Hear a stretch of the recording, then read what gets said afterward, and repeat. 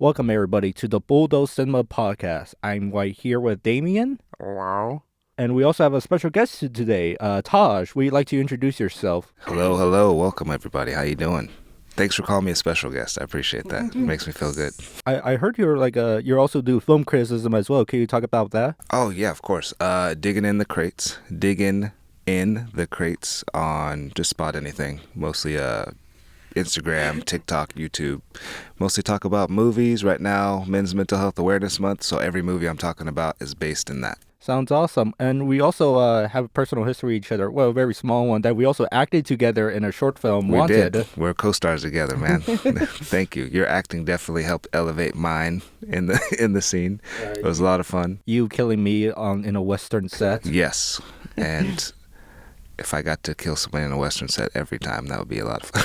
Yeah. Shout out to Harold for directing that. We'll leave that short film link in the description. Yes. For this episode, it's going to be fitting the same theme of very strange double features. Damien, what do you think about this one? This one was pretty good, I'm not gonna lie. We're going to first be talking about Hunters of the Golden Cobra, which is an Antonio Margheriti movie that is ripping off Raiders of the Lost Ark. It came out in 1982, just like a year after Raiders of the Lost Ark came out, the first Indiana Jones movie. Then the next film we'll be talking about is The Bod Squad from 1974, a Schauber's German co-production. Classic. We were talking about this earlier. It's a hidden gem amongst all the cult classics. It definitely is a hidden gem. It's pretty surprising that it's pretty obscure and all that. More people should definitely watch it. Yes, I completely agree. They should definitely put it available for everybody. Mm-hmm. It's definitely something to Together be we had witnessed. to gather at my house because I was the only one with a German Blu-ray copy. Everyone listening, we have to go to Brian's house to watch it. Yes. He has the only copy. If it's gone, then you can't see it. The no only more. copy in a 5-mile radius here locally. Exactly. Right. Maybe we can get you to bring it if we ever do like that film festival or movies in the park that I was talking about. Oh, that yeah. would be a fun. I don't know if we can get away with it actually with all the gratuitous nudity in the movie, but maybe have everybody sign a waiver or something. I don't know. Maybe we play at the local theater here and just trick everybody into it. It's like secret movie night, rated R, and then show them this. Yes, parental advisory warning. That's going to be when we transition to talking about the Bod Squad. We will be giving content where it's if you're 18 and other, turn off your laptop, go play outside. This is not for you. These two films played together as a double feature where it was under two retitles, actually. Hunters of the Golden Cobra was released a year beforehand. It was retitled to Treasures of the Golden Cobra, so different title. And the Bod Squad was retitled to Shogun's Warlord. Or Very Shogun cool. Warlord, Very cool. to be more specifically. The year beforehand, Shogun from NBC just hit it big on television screens across. So the U.S. distributor was like, we need to capitalize on this. What movie do we have on hand? I love that all these movie titles sound like Wu-Tang members' mixtape albums. They each sound like they would be I would listen to that mixtape. That's The Bod Squad and Shogun Warlord. Shogun Warlord. I'd push play. Enough said. Yeah, which leads to Hunters of the Golden Cobra because, what was the thing? I'm forgetting the credits. Antonio Margheriti went under a different name for the director's credit because, English friending and all that. I think it's Anthony Dawson, if I remember correctly. Anthony Dawson. Anthony Dawson. That sounds very American. Sounds like a kid you went to school with. Anthony Dawson. Anthony Dawson. It's was it in Super Stooges vs. Wonder Woman, the Italian director changed his name to Al Bradley. That's pretty cool. So let's talk about Hunters of the Golden Cobra from 1982. As we talked about before, it was one of the earliest films to rip off Indiana Jones' Raiders of the Lost Ark, with Hunters of the Golden Cobra, directed by Antonio Margheriti, who has a pretty interesting film career, which I'll bring up by asking this question. What was it? Have you guys ever seen Inglourious Bastards? Oh, yeah. I have not. You've never seen Inglourious No, I Bastards? haven't. Whoa! I Definitely don't- got to see that movie. I don't watch a lot of Tarantino. Really? Yeah. What? May I ask why? I don't know. I just I didn't my mom has the movies, but I just didn't watch them. I was like, I don't want to watch this. Says the N-word too much? It's not that. I'm It's just joking. I don't know. I just I got better movies to watch. Oh, gotcha. Sure, the Better movies is wild to say, because it's like I don't want to be one of those who's like, oh, Tarantino makes the best films, but he makes really good films. Yeah. In Inglourious Bastards, Eli Roth's character, he uses a pseudonym name to sneak into whatever. That name being Antonio Margheriti. And in Once Upon a Time in Hollywood, Antonio Margheriti's name is name dropped for the one of the fictional Rick Dalton movies. So Antonio Margheriti is a filmmaker that Tarantino is very much of a fan of, especially when you have popular films like Cannibal Apocalypse, and was it a gothic western, and God Said to Cain, that's the title, with Klaus Kinski, which I saw that along with his other film, which is a Shaw Brothers co-production, The Stranger and the Gunfighter, which mixes Western and martial arts movies. So we have Lee Van Cleef and Lo Lei from Five Fingers of Death in one movie together. Although Lo Lei is more like the comic relief and less of the martial artist, besides the first 20 minutes of the movie and the last 20 minutes of the movie. They got guns as they're doing little karate moves, like. Margheriti is known for like those movies. A weird thing about fact I want to mention and all that, which I might bring up later when we talk about the Bod Squad. He's listed as the co-director or assistant director for Andy Warhol's Blood of Dracula and Flesh for Frankenstein, which are both Paul Morrissey movies. When doing research, apparently the reason he's credited as a co-director or assistant director was to count the movie as an Italian film production in order to get like subsidiaries from the Italian government, which he was later sued by with the Italian producer from the Italian government when they realized their scheme. Interesting. That's funny. Tosh, you unfortunately didn't get to see Hunters of the Golden Cobra. No, I wasn't able to watch it. So I guess you're going to watch Damien and I talk about it, but I think we were talking about this when we were watching the Bod Squad, that this episode is most likely going to be like 30% Hunters of the Golden Cobra, and the 60% is going to be like for the Bod Squad. Yeah. Because the Bod Squad was great. Yeah. How memorable that movie is. Oh yeah, it was so much fun. I wish. Hopefully this podcast can get it put on some kind of platform somewhere, some streaming service. I think we are the first podcast to talk about the Bod Squad. They're making history today. Yeah, exactly. It's a good film. I try look up if there's any movie reviews right before us and all that. No, it's that obscure. Where it's like only super buffs who only use blogs, not YouTube, blogs, talk about this movie. Talk about that. I love it. Somebody out there, please put it somewhere. I know. We should do maybe do a YouTube video about it as well, and then clip it. If we could find put the clips in it and stuff. And I think that's going to get more attention on it because this is a hidden gem. But in any case, so Hunters of the Golden Cobra, the story is about David Warbeck, and it takes place in World War II, and apparently works for the U.S. government to do a spy mission at this Japanese camp. It's unfortunately the mission goes wrong, and the plane crashes, and he's left behind by his comrades saying don't worry, I'll pick you up later. And then time passes, and he doesn't get picked up and all that, and he gets really angry about it. He's like, how come you didn't pick me up? But then he's hired on a mission to hunt for the Golden Cobra that everybody's apparently after and all that, because it has some magical stuff to it. So the rest is a adventure movie trying to find this Golden Cobra, along with the fact that early in the movie, David Warbeck, he was shot down by a native tribe, but thankfully was saved by a white lady. A white lady in the middle of the jungle. What are you doing out here? And the scientist that David Warbeck is hired by to hunt for the Golden Cobra, he has a granddaughter. The granddaughter explains that she had a twin sister, and that her parents and her twin sister left to the jungle to search for something, and then their plane crashed and never came back. That's funny. Gee whiz, I wonder who was that white lady that saved David Warbeck. I feel like that's a horror movie in itself right there. Walking in the jungle and you see some random white chick just... some Karen. Are you supposed to be here? What are you doing here? Yeah. So, Damien, you were watching this movie earlier today in the morning and all that. I saw you're the one with the freshest memory of it. Well, what's your opinion on the film? It was pretty good. It was pretty cinematic for what it was. I was like, damn, they actually got some camera angles going. It looks pretty good. I gotta say, that. The British dude, chap.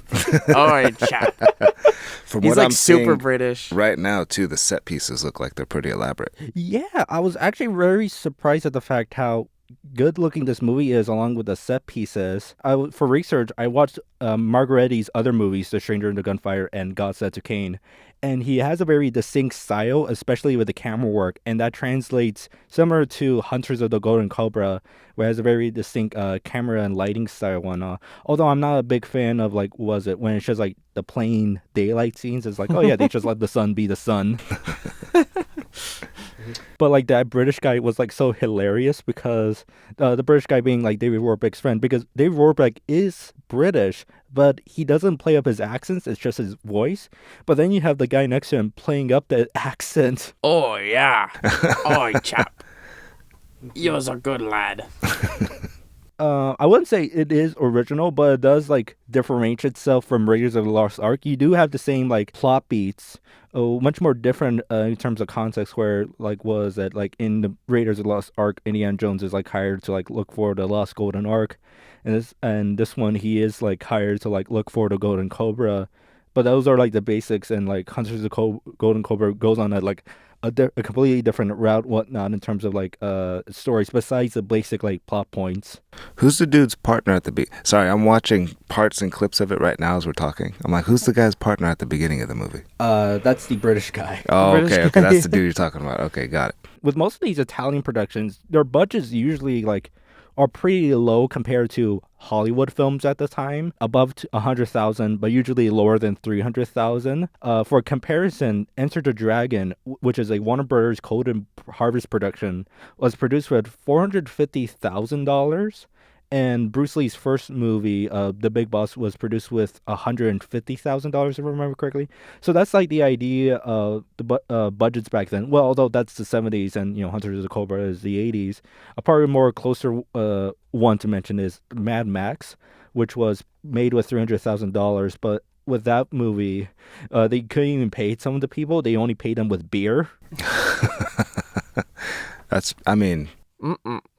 Depending on where you are, that's not bad. That's not a bad deal. But yeah, I actually really enjoyed this film. I think this might be like, in terms of like Margheriti's other movies, it might be like my semi-least favorite of it. Because, you know, I love And God Said to Cain. It's a really great Western. Stranger to Gunfire is like, you know, it's a pretty funny Western. But like Hunters of the Golden Cobra, I don't know. I think it wasn't doing that much for me and all that. I wasn't entirely engaged with the story and characters that much.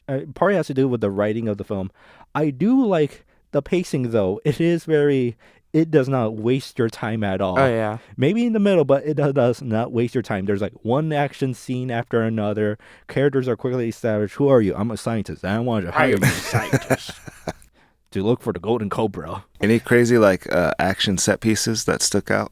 Because that's my favorite thing with like the indie franchise. I'm wondering, like with this one, I saw at the beginning, there's like a lot of action at the beginning. Any like crazy? There's a lot of explosions in the beginning and people being a little too close to the explosions, I would say. I love it. Although the gunfire isn't that great, because it seems like, I think part of Hollywood films do as well, where they're like shooting the guns, but no bullets are coming out. And the guys are like, you know, it's like a wide shot. So like they're shooting the guy and they're shooting the guns and the guy comes in, he gets shot and he like puts his hand over his shoulders. It goes, oh. No muzzle flash on the gun either, no. Nothing. They're just pow, pow. Gotta use their imagination for that. That's funny. Anywhere you could tell where they spent most of their money? Because that's always my favorite thing when I watch a low-budget movie is where did they spend most of their money? I'm not sure about that. It might be like different, like, you know, maybe there's like some prices in terms of like, you know, lounging the actors in the what appears to be in the jungles, whatnot. Partly like they spend it on the action pieces.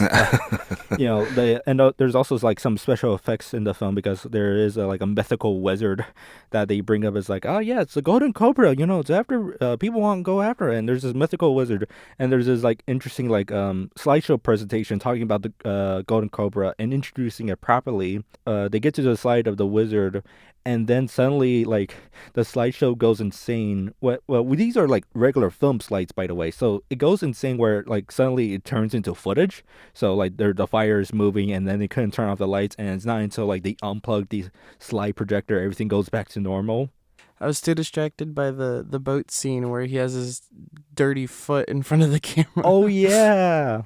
What was it?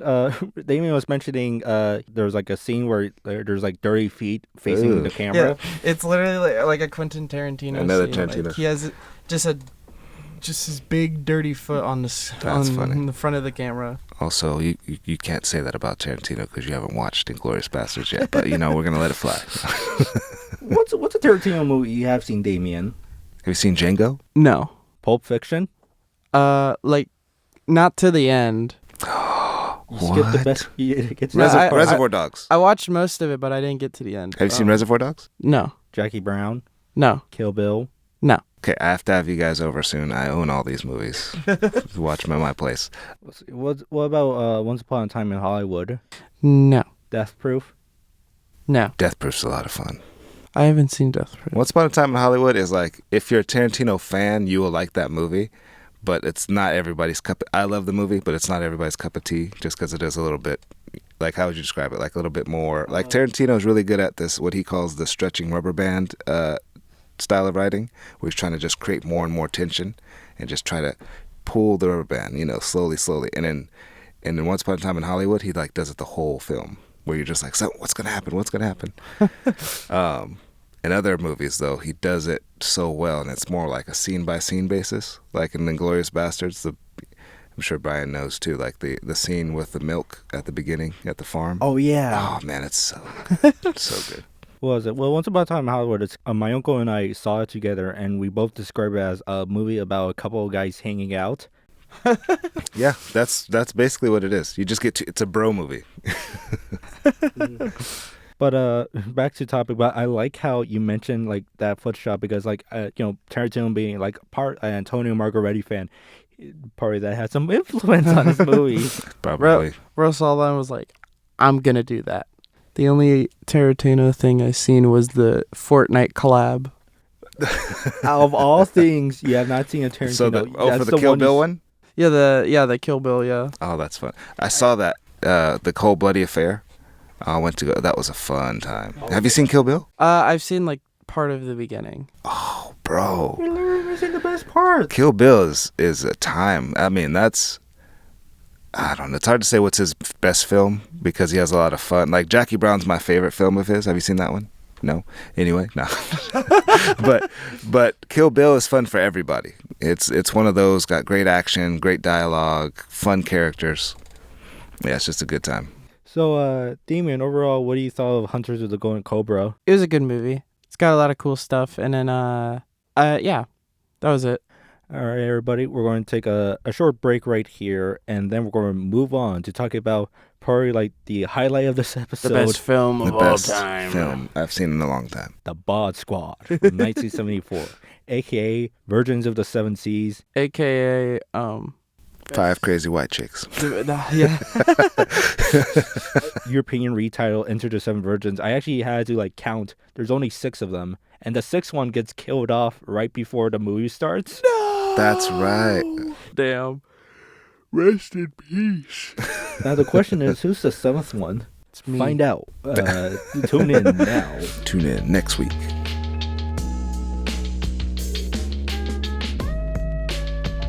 Our next film here is going to be probably the greatest highlight we have so far. The Bod Squad from 1974. Yes. A.k.a. Virgins of the Seven Seas, which is its original title. Bod Squad being its U.S. title. And Enter the Seven Virgins and Shogun Warlord. I'm wondering how that's going to work out with, like, in terms of, like, people trying to search up this movie, which has to mention every single title in the description. I feel like another title could have been White Women Make You Lose Your Mind. They were going crazy for him. And so where the white women at clip? Where the white women at? Before we get into this, I want to give like a very short introduction of the film and all that, and the context of where does this film come from. After the international success of King Boxer in 1972, released in the U.S. in 1973 as Five Fingers of, Hofbauer wanted to replicate their international success by expanding their productions to be co-productions where they work with other companies. They have done this before, but in 1974 they did it very extensively. But they tended to work with European markets because martial arts movies were pretty popular there, such as France, Germany, Italy. Italy especially because King Boxer was a financial success there as well.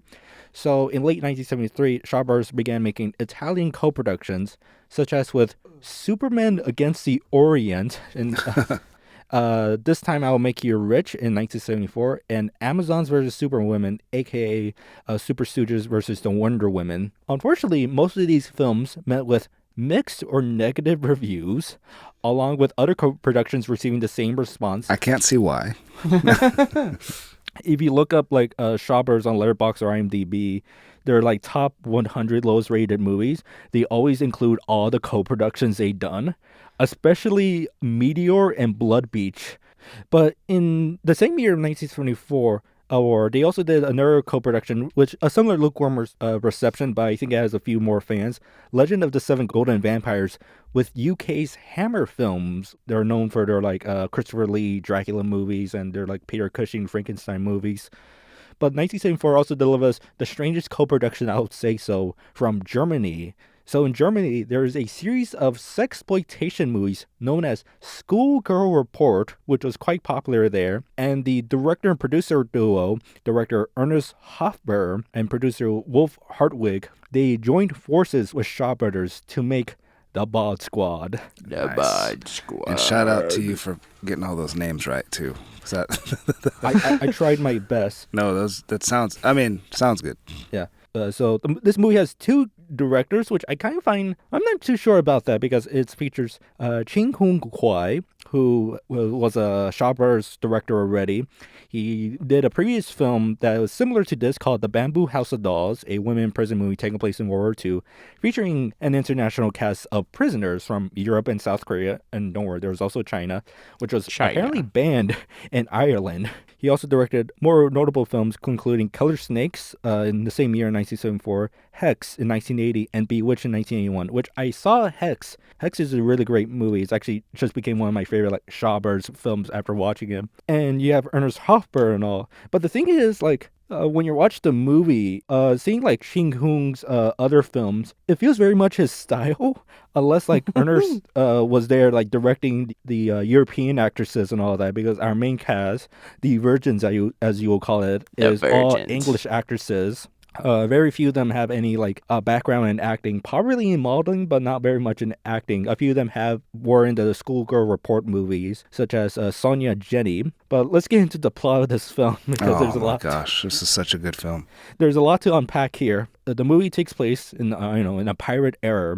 These 6 women, not 7 women as the Irish title calls it, Enter the Seven Virgins. These 6 women get captured by pirates. We don't know where they come from. They come from like different European countries. Only 6 virgins. Only 6. But then they say 2 of them aren't virgins. Right? Remember at the beginning? Oh, yeah. Hey, what are they going to do when they find out 2 of us aren't virgins? And one of them gets killed off by the Pirate King Chow. Yes. So the title is already a big mislead. I can't watch this film no more. Not enough virgins. Not enough virgins. I wonder if it's like a mistranslation, because the movie is called Virgins of the Seven Seas. So I'm wondering if, like, I don't know, the European distributor was like, seven virgins. 7 seas, 7 virgins.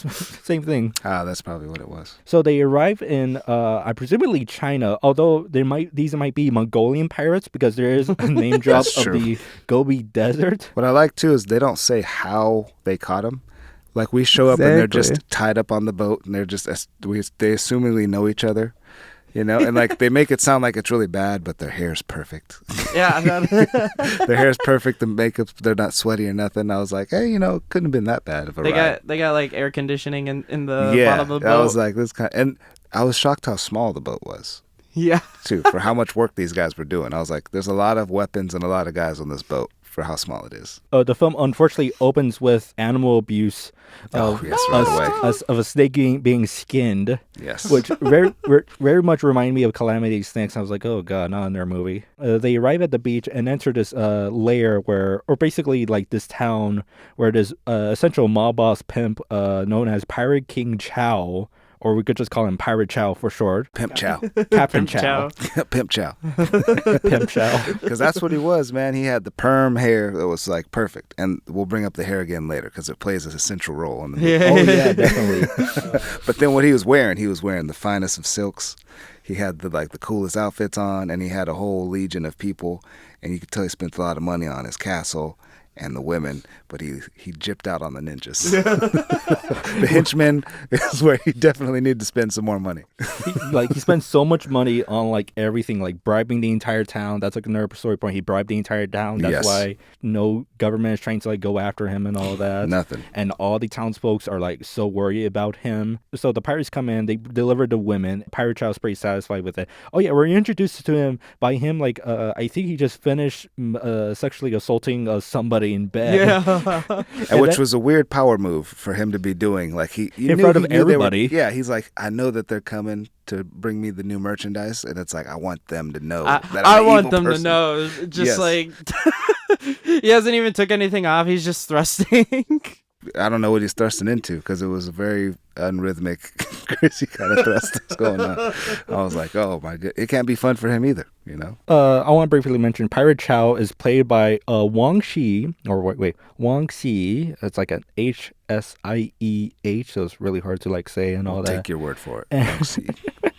And he's a pretty prolific Shawbiz actor. The next year, he'll play a completely different role where he plays like the lovable like scientist dad who creates Inframan in the movie Inframan.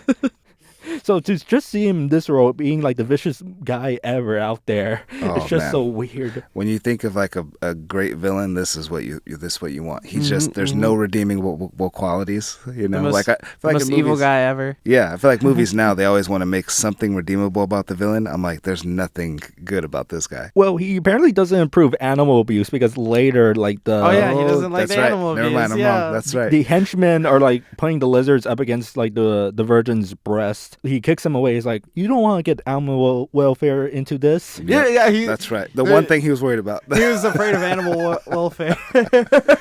That's funny. And I'm glad you brought that up, the breast. There was a lot of breast. I bet if we were to play a drinking game every time we saw a breast, we would have been completely sloshed.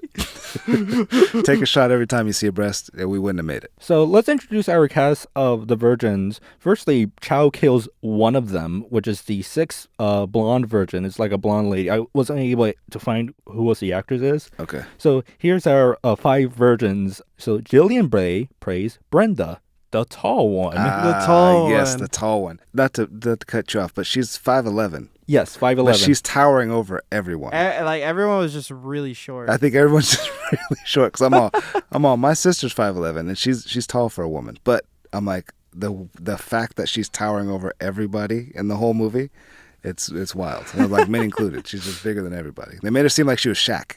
I know, yeah, dude. She was like massive. She was massive. I'm pretty sure like all the buildings were like shorter too, just to like make her look bigger. Knocking people out with the hip bumps and not to get ahead, but throwing people through brick walls is like she had superhuman strength. At 5'11" is crazy. Anyway. Tamara Elliott, who plays Karen, the one that gets sexually assaulted by the Chinese lesbian. Oh, that's right. The madam of the house. Who had the deadly fan. Exactly, yeah. And then Sonia Jenny, which I mentioned before, plays Donna, who's the brunette one, and is apparently 16 years old in the story of that it. Was problematic. Not the actress. But apparently when she started acting, she looked incredibly young and all that. I should have mentioned that Jillian Bray does have a background in acting. Okay. Sonia Jenny, I worked on the previous school report films, 5, 6, and 7, and also a film titled 14 and Under. And I was like, oh no. Oh no. Oh no. Diane Draba plays Anna, the other blonde one. Deborah Rawls plays Celsia, who is blonde, but she's the one with the buck teeth. So you could see, we could distinguish. And that comes up later in the plot. The buck teeth do play a role. So we can now distinguish between all the characters and all of them. For the reason they're all kidnapped is to be auctioned off to like Chinese multimillionaires and all that. So Pirate Chow gets them to like, it gets them all set up essentially and all that. It's like, okay, you're going to practice your positions. You're all going to get clean. You're going to learn all about dancing. The guy, like I said, he has a high class establishment. And you can tell he makes a lot of money. He just doesn't spend it.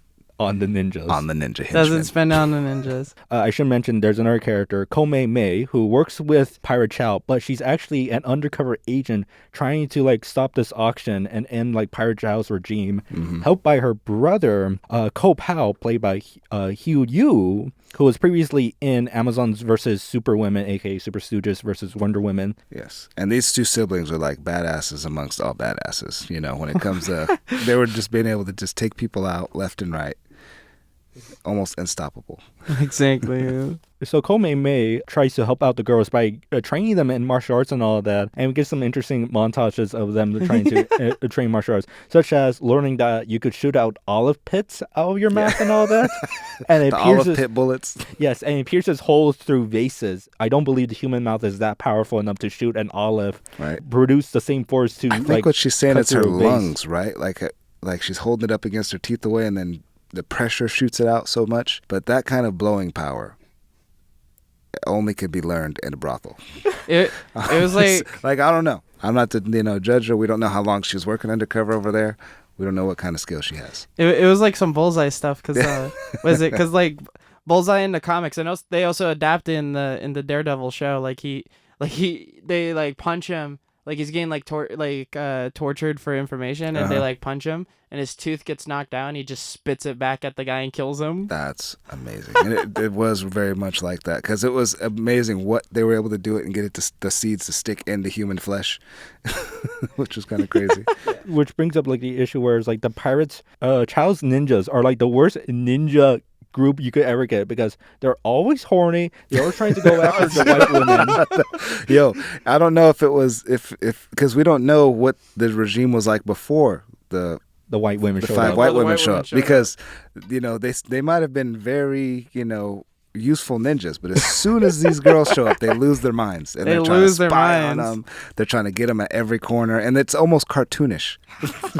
Especially It's when a very serious movie until they're especially when Brenda like uses her butt to like punch against the Yes. ninjas. That was great. That was amazing. And then they like fall off from the second floor, like no.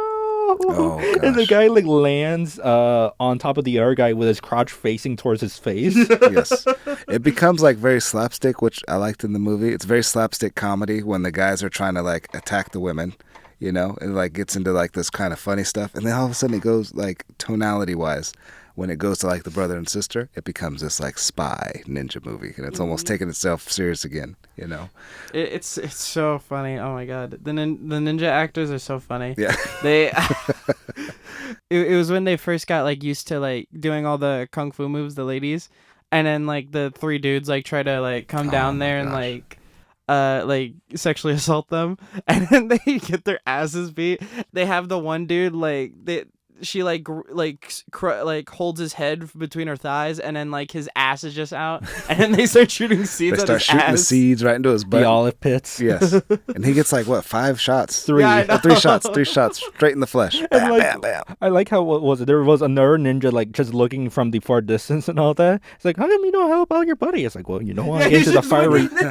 He's just waiting, and then tries to attack with a jar of water, and then it gets crushed on his head, right? Yeah, Yeah. like he didn't want to get into the firing zone. No. Which brings me up to another point about the inadequacy of these ninjas, is there's so many times where they're just waiting to attack or waiting to do something else. Like it does that cliche of the old kung fu movies. There's like a bunch of ninjas attacking one person, but instead of attacking simultaneously, they do it one by one. And it's on display in such a great form in this movie. I seen Amazons versus Superman, aka Super Soldiers versus Wonder Woman. The fight choreography in that movie isn't that great, but in this one it's far like superior and all that, because they actually most of the crew members on this production are mostly the Shaw Brothers crew members, compared to Amazons versus Superman. It's like mostly an Italian crew, so like they have like their stock company ready to go for this movie. Makes a lot of sense. But like then you have Because like you could see it when it's the Asian actors, like the brother and sister. Mhm. The fight choreography is at another level. Like it's actually really good and really cool and like stylized very much.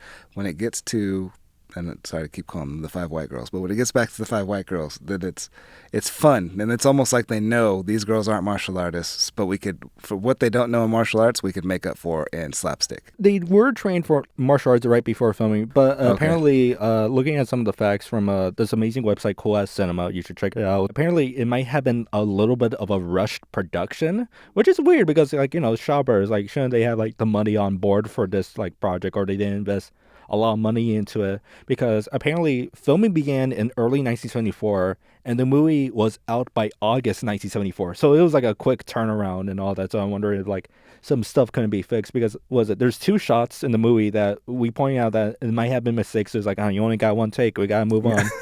One of them being Brenda, the tall one. She grabs the fat guy and throws him into a wall, and he goes through it, and straight through the wall. And then she goes through it herself, but like the cement blocks fall on top of her head, and she just like adjusts her hat. And then the next looks thing, like it hurt her more than it hurt him. I know, yeah. You know. And then the next thing, she's like perfectly fine and all that. I was like, you got just hit by cement. What do you mean? Yes, you could tell they're like, oh, we only have 1 wall to break. So we got to get it right in the first try. And then like the second shot, more towards the end, after they kill Pirate Chow, it's like the 5 virgins, they walk in, and then like the brother and sister, they like roll into it. But the sister goes in first, and like she does a weird one of the girls does a weird cartwheel. Yeah. And like messes up the brother, right? Yeah, Komei does the weird cartwheel, and then like her brother Kopao like tries to roll in, but then nearly hits her, and so they have to stop and like, you know, reposition themselves. Totally messed up the hero pose. They locked it in though. Like they actually like you could barely notice it unless you're like hella paying attention to the bottom. That's true. So we get to the next major plot point in the movie, the auction. Do we do the training? Briefly talk about the training. Briefly training. Okay, well, good. We got it, because the training was a lot of fun. Oh, yeah. A lot of fun. Like the fact that they had to train like nude and or in their underwear, which is also funny.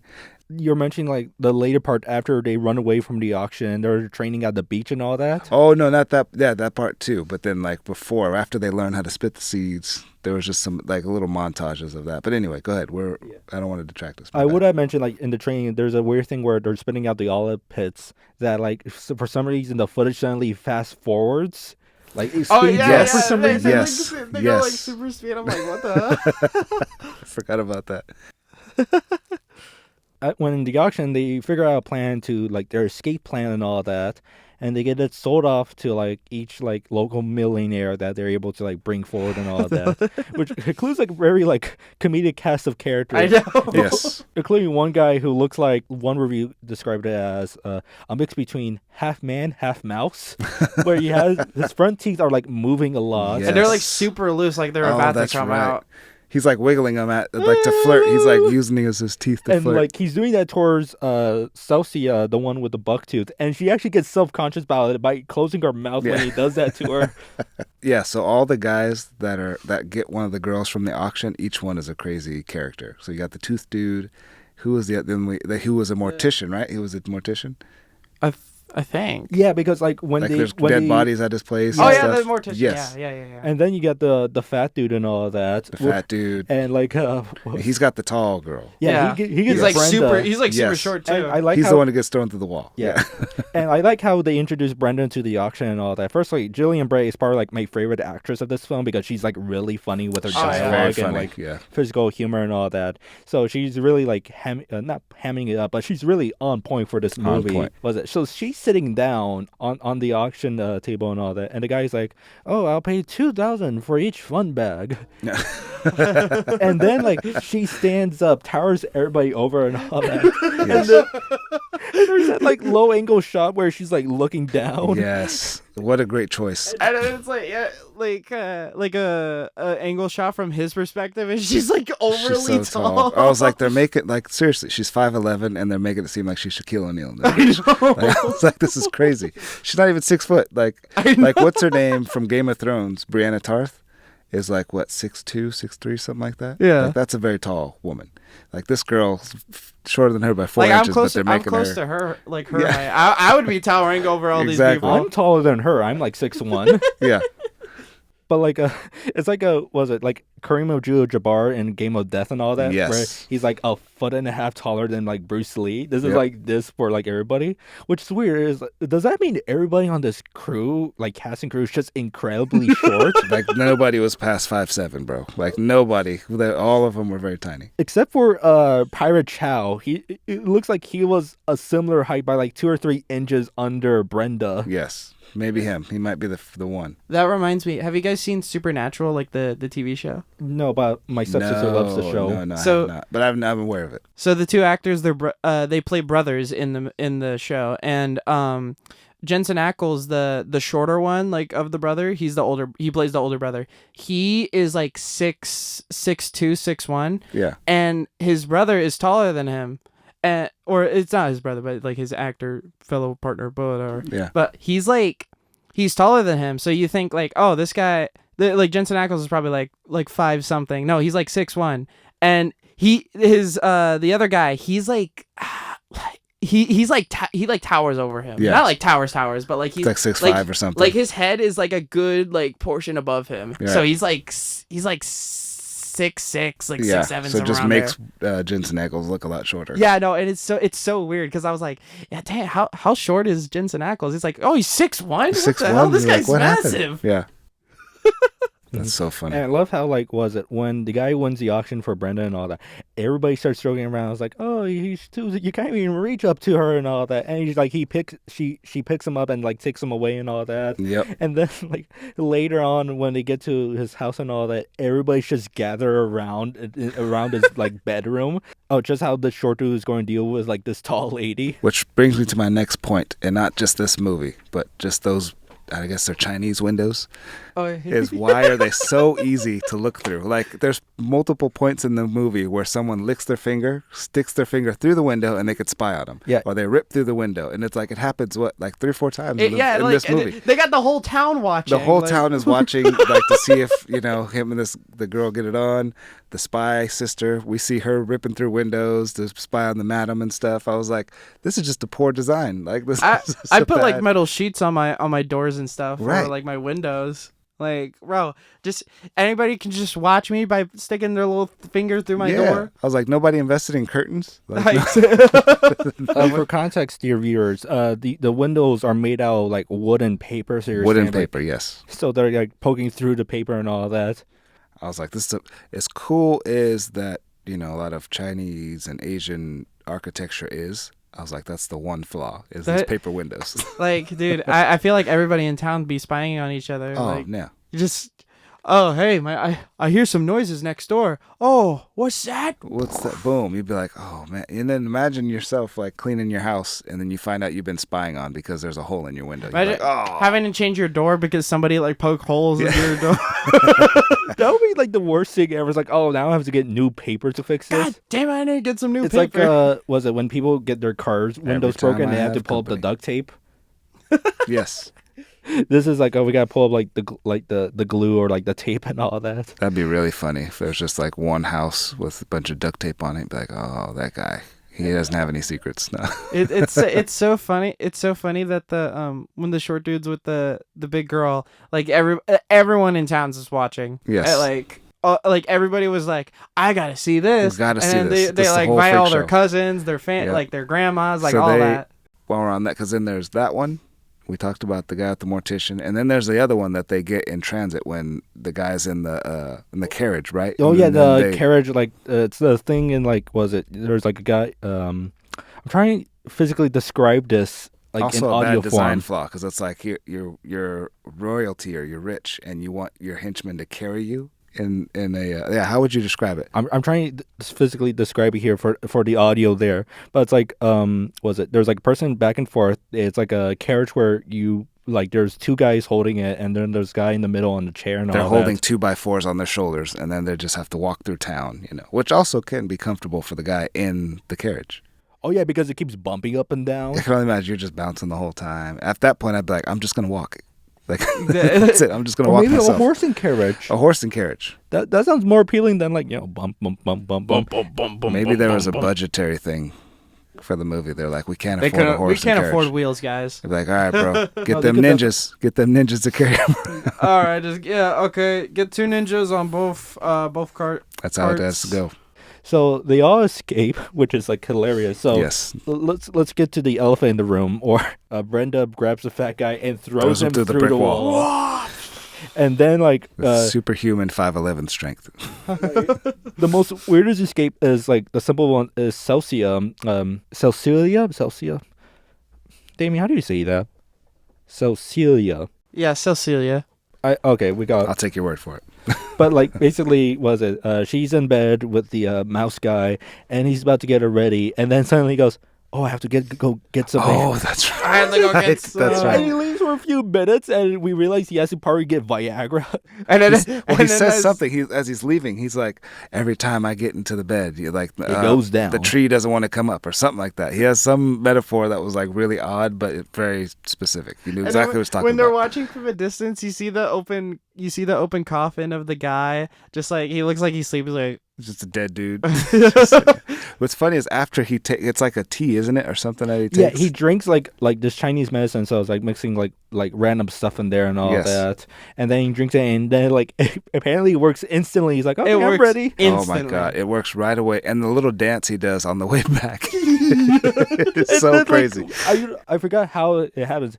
Like he trips, and oh my gosh, this is like my least favorite shot. He like breaks his like buck teeth, Oh, and they're like gone. Right. And it's like, how does well, he trip? Do they trip him, or what happens? I guess he because he trips him- shows up and then she's gone, right? Yeah, Yeah. But yeah, that's like the most uncomfortable like Oh, shot man. ever, because like I feel the pain. oh yeah. Essentially, well, what was it? I never got hurt in my teeth and all that, but my like I got teeth. hit in the face, whatnot. But like just the idea is just like slamming your teeth and like breaking it. It's just like, oh god. Oh man, especially if your teeth are that big.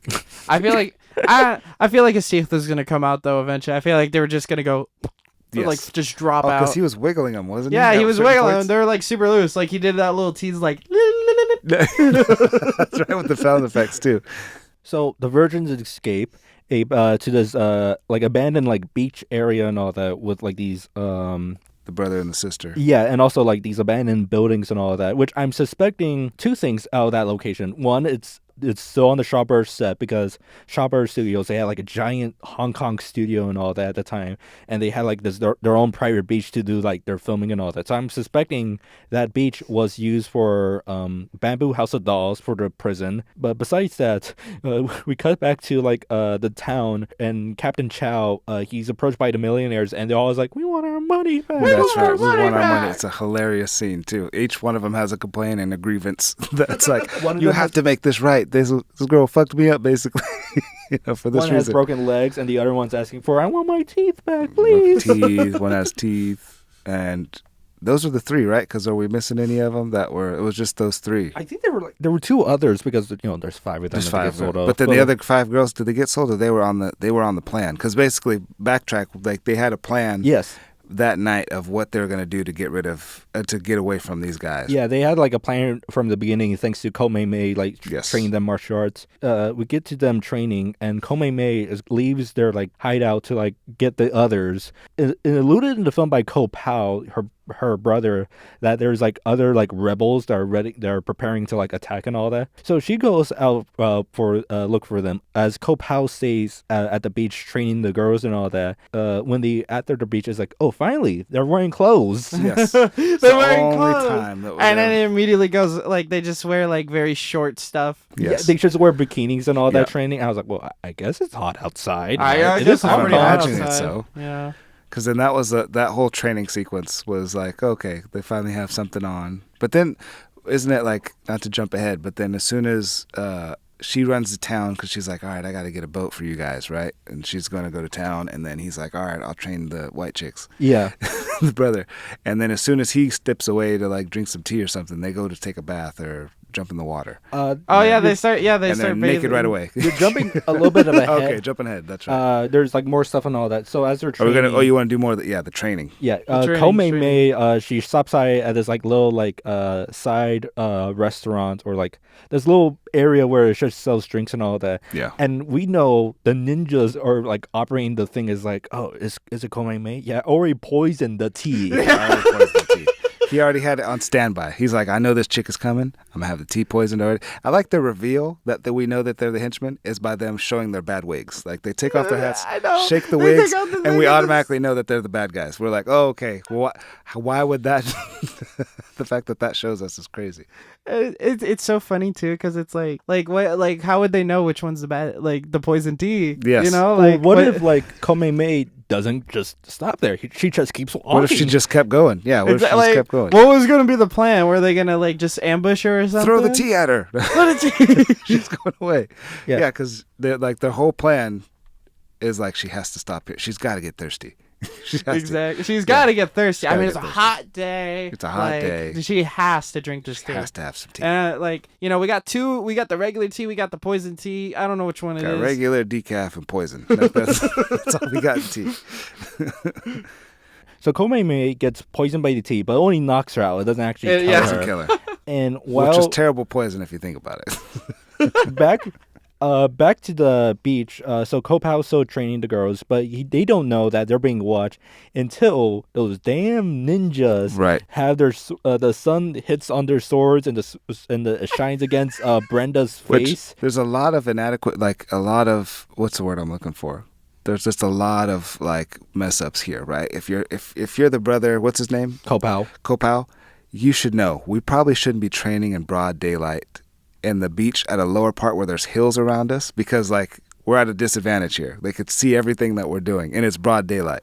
And then the ninjas, why do we have white swords with metal ends that are gonna you gotta blend in? You gotta blend in more, and you got these shiny white swords. But I'm glad they made it a plot point. They're like, okay, they're gonna have to pay for this mistake. They have to. This has to come into the play at one point, and it definitely And also, what I wanted to say was with the training, which was pretty funny. He's training them to train with their swords upside down a bunch of times. He's they're training to do the swords upside down, and then they're also training them for one specific move that they have to train upside down and then stab backwards. I know, yeah, it's almost like he knew we're gonna have to do this move specifically Yes. He's about 3 times. When they inevitably find us because we're training in daylight, you're gonna need to know this move. You're gonna need to know this move. But they do practice their formations though. Yes. That we see. So Kopau, he finds out that they're being spied. He kills out one of the ninjas, and all the 5 virgins, they all gather together to kill off this other ninja. The other guy. Oh my god! Just one. And he's running away too. He's like, oh shit, oh shit, oh shit. Oh shit, oh shit. And they beat the shit out of him. It's very. It reminds me. I'm I wonder if Tarantino pulled from this for Death Proof, because there's not to spoil it if you haven't seen it. But then he's in a circle, and the girls are just one at a time. Boom, pow, boom, and he's just in the circle getting rocked from side to side. And then it's so funny because the ending of that is so anticlimactic. It is. They don't even kill him. She takes him off off screen, and it's the music cuts too. It's silent. She takes him off screen, and then she just puts him down. Yeah. And then she just comes back. She comes back and shows her over the she cliff. throws him over the into cliff. the ocean, which I wanted a shot of them at least But they don't show it. She walks off screen with him, and then she comes back and says it, and she dusts her hands, and she's like, "Well, good thing I threw him off." Or what? The biggest mess up in movies: show, don't tell. Show, don't tell. It's just so awkward because it's why was that such a long scene if you're not going to show anything? I was like, you guys couldn't dress up a dummy in one of them outfits and throw it over the cliff? I was like, come on, man. It will look silly, but I will appreciate it. Exactly. And also, I love a good dummy throw. In that shot there where they take him off screen and all that, that's when it kind of reveals the German dubbing isn't that great. Because personally it's pretty on point, all that, there's for the most part, in terms of the sync and the voice acting. But then in that shot you see them just laughing ha ha ha, but the characters are they have their mouths completely closed, or they're their faces are slightly away facing from the camera, so you don't see them, that they're not actually laughing on set. No, yeah, that's true. That's a good point. So right before Pirate Chow comes in and to the beach and all that, I want to mention that the thing you pointed out is that they teach Kopau teaches them to jump really high. Yes, and they make sure they practice it a lot because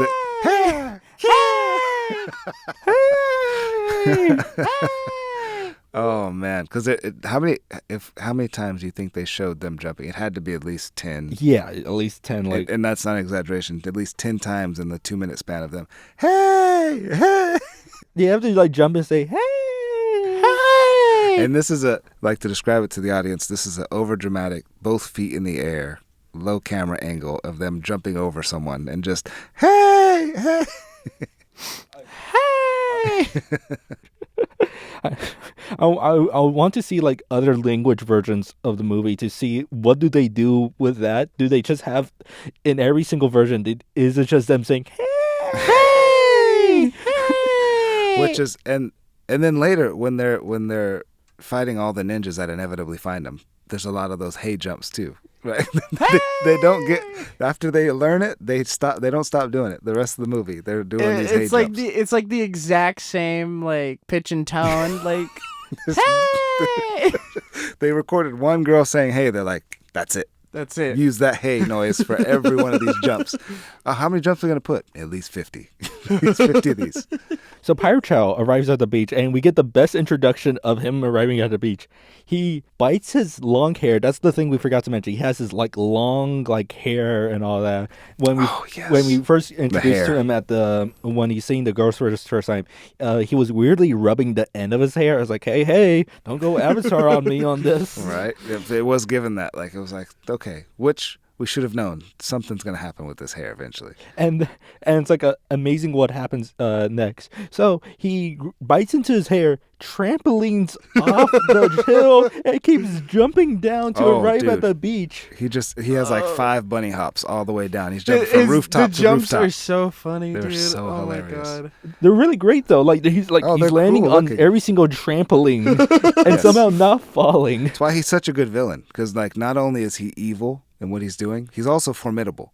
He was doing like most of the job his ninjas couldn't do. Oh, yes. I was like, here's the thing, which actually now that we're thinking about it with the ninjas, why are your ninjas so bad if you're so good at martial arts? Like, take some time and show them how to fight. Like, if you're this good, why aren't you training your ninjas? He was like, because he was going against the brother and the other girl, and he was like kicking their ass. He's giving them the business. They couldn't stand a chance. And that's before the hair blade. Because what is it that comes out of his hair? Yeah, like these 5 blades that he uses against girls. And he throws the 2 girls like literally off screen, like with his hair, he throws them like 10 feet off the ground, and they just land against like wood, and it keeps like that falls apart, and one of the wood pieces memorably falls on the camera lens as well. At night they all get tied up and all that, and the pirates the ninjas just get like drunk as hell after an amazing battle, which I thought they were gonna win, because there was like, how many ninjas showed up? There was like 30 ninjas. Yeah, tons of ninjas, 5 white girls, and then the brother and sister. And they're all, the good guys are winning almost. It looks like they're giving them the business for the longest time. And then what happens is they ended up basically getting knocked out. What do you say? Komei, she escapes from her captors and unties them. They're very loose knots, which I mentioned. And like they start getting into a brawl with everybody else and all that. And they fight from nighttime all the way into the morning again. Which when the sun comes up, you're like, what? How long has this fight been going on for? Dude, oh my God. Like, just shows you how expensive night shoots are. They're like, hey, we gotta make the sun come up. This is getting too expensive. Yeah. Dude, bro, like that. Like he has so much backup ninjas, and he just like he just keeps like about 5 of them on duty, and then the other ones like come in once those guys are dead. Like, bro. Yes. And then wasn't there after all the black ninjas show up? Oh, and then the help that the sister went and got. All the white ninjas show up, but then what was frustrating about the white ninjas that showed up, they got to do a whole dance choreography before they intervened. They got an aura farm before they got into battle. They had to do a whole aura farming dance before they jumped in. And they had their staffs, and they're like, hey, ha. Hey, I was like, yo, if you don't get your asses from stop dancing and help these white bitches out, we're in serious trouble right now. And then we get to the final battle. Captain Chow versus Kalpo versus Komei, then the 5 virgins and all that. Oh my gosh, we forgot to mention the wheel. The wheel. That's right. How could we forget the wheel? The wheel. Okay, so during the nighttime, he puts up, I think, Karen on the wheel and just spins her around and all that, which reminded me of this other movie. I haven't seen it, but I've seen the trailers for The Big Dollhouse that came out. There's a lot of Karens I'd like to tie to a wheel. Was it in 71 or 72? These women in prison movies were really popular and all that, especially The Big Dollhouse. It really hit it big and all that. It's like part of like Roger Corman's like Filipino women in prison movies and all that. But in that one, it also features like a torture device of like someone in a wheel and all that. But the wheel plays a big part in terms of the final battle with Pirate Chow and all that. So Karen gets freed from the wheel, and they have like this battle where they're like just breaking every single supporting beam in the house and all that. They got his hair stuck. Oh, they targeted his hair because they were like, we can't beat this guy. So they targeted his hair because that's like the main thing he's using. It's his weapon. Like they weren't gonna like, cause he was like beating their ass. Like they couldn't like get him unless they targeted his hair. So Yes. like they got his hair stuck, and he was like, "Oh shit!" Yeah. And like what was the thing about that? So the game stuck him in the wheel and all that, and do like several more blows, including spitting olive pits on his face and all that. Yeah. And then like what was it? They all jump out of the house and it collapses on him. It collapses onto him. And yeah. he has this like long, like 30-second like slow-mo shot of him like slowly dying as the house collapses on him. Oh, that was a lot of fun though. That whole sequence was amazing. It needs to be studied. Yeah, what do they do to him again with on the wheel? I'm sorry, They spin him around, and then they spin all the pits on his face. The pits that came, and that's another thing I liked about this is all the foreshadowing, and they had to keep recalling everything. Like the pits weren't just one bit; they had to keep coming back in, and they kept using it. His hair they used it at the beginning, and they had to keep showing you like, oh, this is going to build up to something. Exactly. You know? Yeah. The wheel, we thought he'd torture the one girl on it. It's like, no, he's going to end up on the wheel. He's gonna end up which on the inevitably wheel. he did. And they get his hair stuck, and he's like, "Oh my no!" gosh. Yeah. So he gets killed off and all that, and we have our happy ending thing where all the 5 virgins are free and all that, and they go on a boat back to their country of origins. But Karen, I think it's Karen, right? She stays behind with Kopal because it's somehow they had a romantic thing with each Had a other. little romantic. They That's right. That was only established in one previous scene Yep. where they're taking a break during montages, and it leads to them having sex with each other. Yep. And I was like, thinking, I forgot when about did that. this happen? When did this happen? That was like. No build up. No build up to I think it. that was they didn't share before- any glances before. I think that was before when they went to go save the rest of the ladies from the rich people. No, Yeah. Was that before? What was it before that? No, Kopal was it the scene where like where it's like candle lit in the night and all that. That was after they arrive at the beach.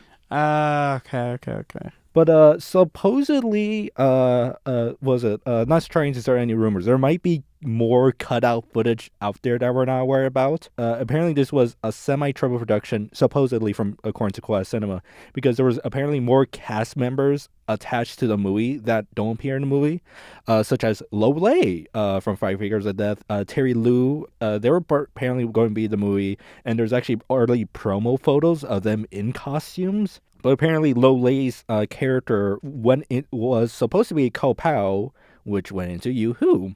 So maybe there's like cutout footage out there, or like there's like pages they never filmed of apparently a romantic side plot that we have never seen until like have to see 2 these. scenes. The romance cut. I have to give you props on all your movie knowledge that you're able to attain. That's pretty impressive. Was there any special features on this DVD? I don't know if you check that out.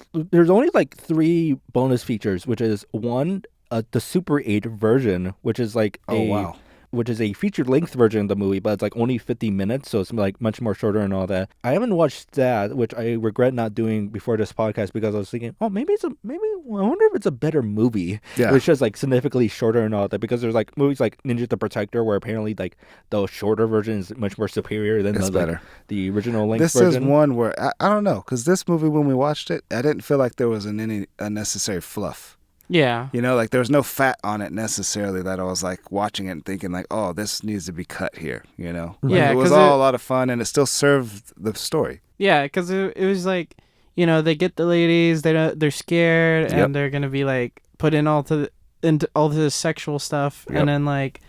and then they get trained and they learn how to defend themselves. Yeah, and they get empowered, they learn how to fight, and then they get their way back home, like Exactly, yeah. And another thing is the German trailer as well, and also like a collection of other like German trailers for other like martial arts films, including one for The Boxer from Shangtung, which they retitled the movie to The Pirate of Shangtung. I'm not sure why, but like I guess it's a cool retitle and all that. So with the story out of the way, what do we thought of the movie? Which I guess from the way we talk about it, there's already an obvious answer for it.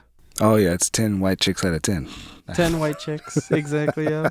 No, this was fun. I'm glad you showed it to me. It's one of those little hidden gems that's like, it's not even so bad it's good. You could tell they had like a plan, they had a theme, and I bet you if they would have had a little bit more time and or budget, like there's some other things that they might have been able to add to it, especially for the time. It came out, 74, right? 74, yeah, I think damn.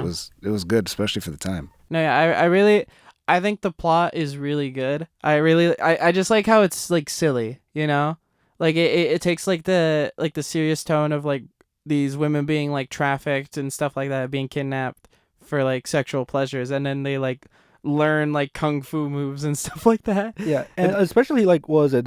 They fight back against it. They're not like falling victim to any of this and all that. They're Exactly. really like fighting against this and all that. Especially like Brenda, where she kind of has like this not nonchalant style, but she's very like sarcastic. It's like, oh, we'll deal with these folks and all that. Like she seems the most the experienced one out of the bunch. And and it's so funny that they learn all these moves like only in like a couple days of being on the island, and that's all the power of white women, bro. all these professional ninjas, quote unquote professional, just like they get their asses beat. They just keep their ass like these ninjas have been training for who knows how long. Never order ninjas on Timu Timu. Yes. Yeah, the Timu ninjas. or Fiverr. Exactly. Yeah. Who's the girl you were talking about? The tall one, right? Brenda. Like, Brenda is hilarious in the movie. Her Yeah, her definitely. delivery One of the is best great. characters, Yeah, yeah. one of the best. And like her, you could tell, like she has the best comedic timing of the bunch. Mhm. Which I was like, I would like to look at other movies that she's in, and then also with her character. The only bad thing is in her character in this, it seems like she's been kidnapped before. Like she's almost too used to this. She's like. Oh yeah. She's like telling the girls like, okay, well, this is going to happen. And what we have to watch out for is this. And it's like, wait, girl, have you done this before? Like, why are you so comfortable? You seem a little too You familiar. seem a little too familiar in this. Even at the beginning when they're tied up, she's like, yeah, she's talking shit the whole time. She's not fazed by it. Yeah.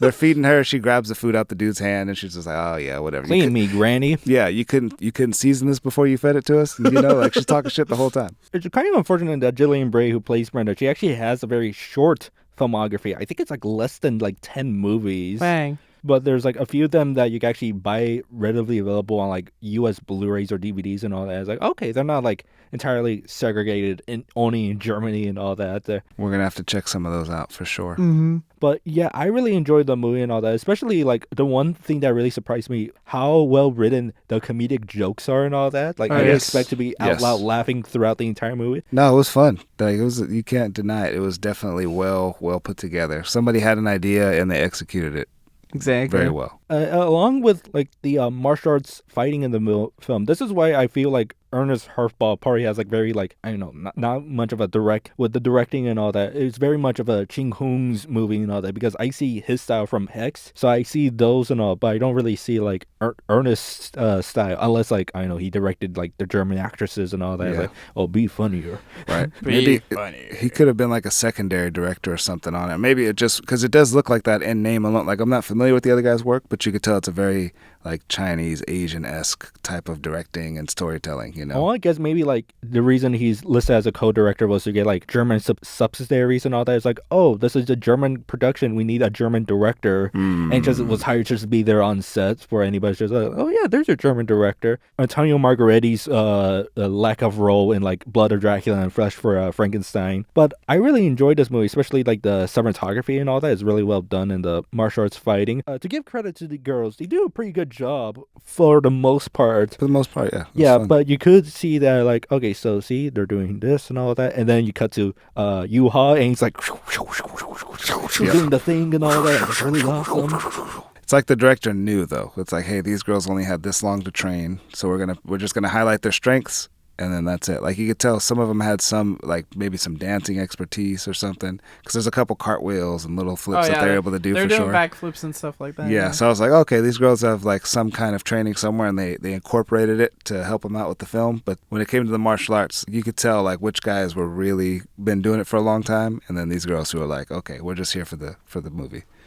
But yeah, I really enjoyed this movie. It is very surprising how obscure it is, because it has like every element that like, appeals to like the So Bad It's Good crowd, which I don't think it's a So Bad It's Good movie. I actually think it's like a pretty decently above made movie. I get if it were put in that category, because it has a lot of those isms, right? It has like the gratuitous nudity and the over-the-top action and stuff, but it's not that where it's like, oh, there's a couple of those little like mistakes in it, a couple continuity errors, but that's more, I think, of the time.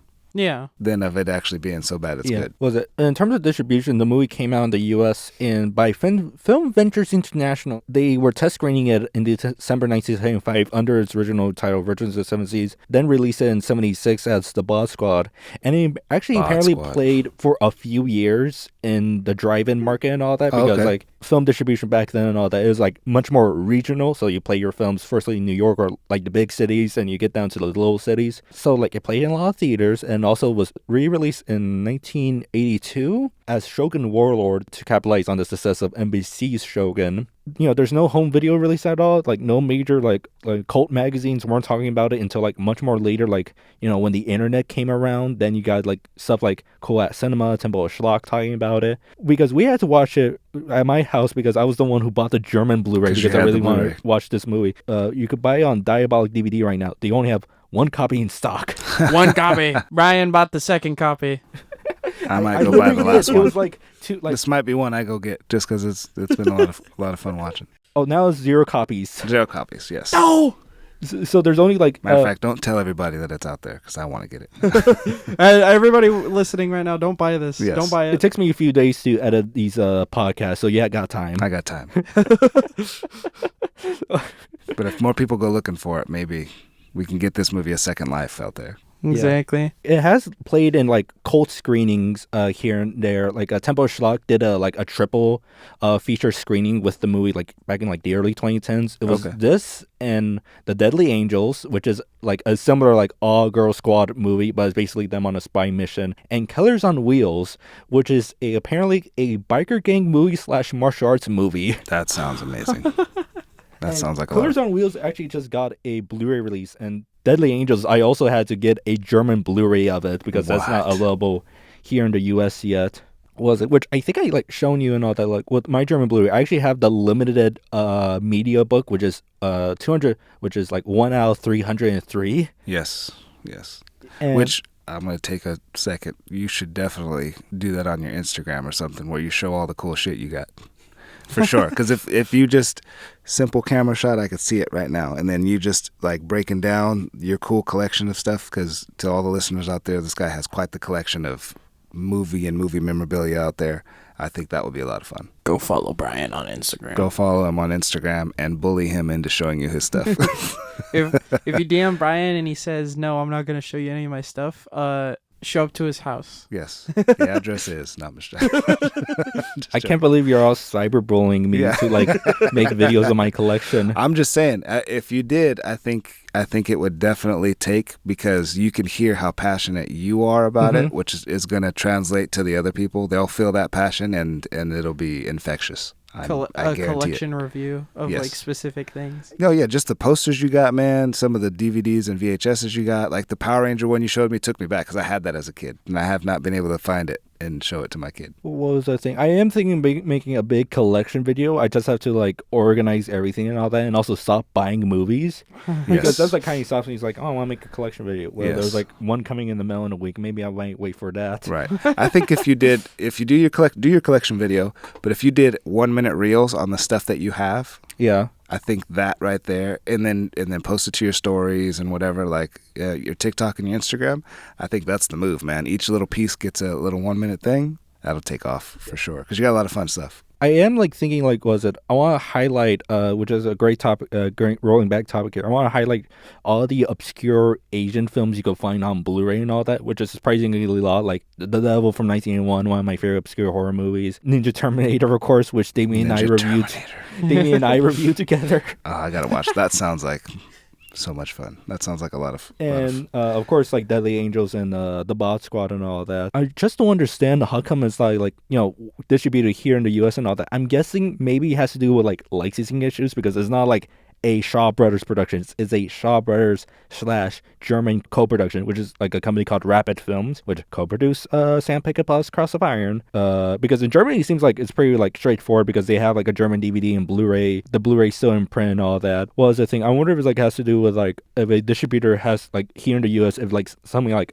Arrival Video, they want to get like the Bod Squad, they have to like first you go up to Celestial Pictures, which owns the library, and then go up to like a German company and wait for like a few weeks for a response back. It's like, can we release this movie? I haven't found like a way you could watch like the English dub and all that, which I'm very curious. How does that sound like? Because the German dub is like pretty funny and all that, but I wonder how that. The English dub would be interesting. If the English dub is lost media, we should make our own English dub. Should. That would be a lot of fun. Imagine just our voices over all the. I call the tall girl. I want to voice her. I call the little guy. The little guy. I also want to voice the pimp. I guess Damien could be the. You could be the brother. Yeah, you could be the brother. I could be the brother. Was it? I did find appears to be a bootleg DVD that went on eBay and just says audio English. So there might be a copy out there with the English dub. I just have to pay the $11.99 for it and wait for like 2 weeks to get it. Yeah. Good. And then we'll have our answers. But which I wonder like if they had to cut out anything for the American version, because it did got an R rating, but usually sometimes they have to like cut out like a lot of like stuff and all that. Like for example with Boxer from Shang-Tong, that's like a very violent Shawbars movie where like people are getting like axes like stabbed into their chest and all that. It's bloody all over. Oh my gosh. They had to cut out I think like 20 minutes of footage for the US release, and then for the German release, which I want to see both versions because I was like, how the hell did they put this up? They cut out like 30 other minutes of footage to like less bloody. So we got this. Germany doesn't like violence, but they like sex comedies. They love sex Love comedies. Violence, violence not so much. Sex comedy, okay. Anything else we want to mention about the Bod Squad? The final shot when they're on the boat and they see the captain, he's like all like dressed up and stuff. Yes. And Brandon goes, ooh. Yes. Now she's gonna essay someone. Fade out, and that's how we end the Fade podcast. back, and that's it. What about you, Taj? Anything else? No, that was, I think, the hair. We got the hair with the knives in it. We got the training sequences, which was so much fun. The jokes. I think we got everything. Yeah, most of the stuff I wanted to highlight. Mm-hmm. How white women will make certain people lose their minds. I think that's White women would be crazy. White women would be crazy, man. So I'll give this movie 3.7 bad wigs out of 5. I like it. There we go. I'll give it also 4 bad wigs out of 5. I'd give it white women 5 out of 10. Out of 10. I like it. Thanks for having me on your podcast, man. This has been a blast. Yeah, this was a lot of fun. We had an amazing time talking about, the Bod Squad and like Hunters of the Golden Cobra for briefly and all that. Yeah. Yeah, we had like a pretty fun time and all that. Unfortunately, we will be taking a break for the next month or so and all that because the studio we're recording is going to like close until August. But we will be back for more episodes and all that. Damien, what kind of like double features should we do next? The Boss Baby Logan. The Boss Baby Logan. Well, Damien's pretty obsessed with that because we found out Logan and Boss Baby came out the same year. Logan and Boss Baby? Yeah. Yes. That sounds like fun. So it's got to be an episode. People are dying for it. I know they are. It's true. Everybody's talking about it in the streets. Exactly. I pass by people every day. They're like, "Hey, did you hear about the Boss Baby Logan episode? Yeah, it's gonna come out soon." Right, soon. Brian? Yep. Thing and all that, or maybe we could try like find like another like weird double feature and all that. I think we got to get this guy to watch some Tarantino, man. For sure. Tarantino episode. We got to do a Tarantino episode or something. Like you got to at least watch Reservoir Dogs and Pulp Fiction. That's where Reservoir Dogs is his first feature film, and then Pulp is like the creme de la creme. That's like the easy go-to. Everybody loves it. It's so quotable. But thanks everybody for listening to the Bulldozed Cinema Podcast. You have 2 other episodes to listen to, or this one where you could listen on repeat. And the future Boss Baby episode. The future Boss Baby episode. Thanks for having me again, too. This was fun. Yeah, it's great to having you here, Tosh, and all that. We had like a wonderful time. Oh, thank you, man. I'd love to come again. This is cool.